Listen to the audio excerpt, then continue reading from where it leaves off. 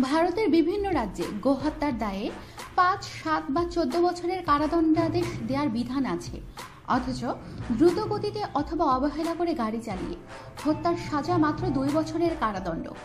স্থানীয় সময় শনিবার একটি দুর্ঘটনা মামলার রায় দেওয়ার সময় এই তথ্য জানিয়েছেন দিল্লি আদালতের বিচারপতি সঞ্জীব কুমার। ওই দিন গাড়ি চাপা দিয়ে হত্যার দায়ে একজনকে ২ বছরের কারাদণ্ডাদেশ দেন সঞ্জীব। আদালত সূত্রে জানা যায়, ২০০৮ সালে এক মোটরসাইকেল আরোহীকে গাড়ি চাপা দিয়ে হত্যা করেন উৎসব ওয়াসিম নামের এক ব্যক্তি। তার অবহেলার কারণেই ওই দুর্ঘটনা ঘটে বলে মামলায় প্রমাণিত হয়। আদালত তাকে ২ বছরের কারাদণ্ডের পাশাপাশি ১২ লাখ রুপি জরিমানা করেন।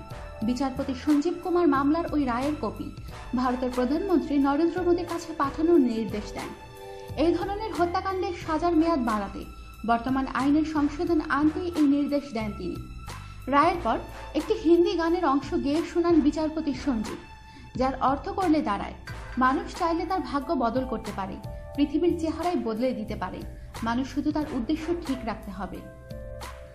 আমাদের সাথেই থাকুন, সাবস্ক্রাইব করুন।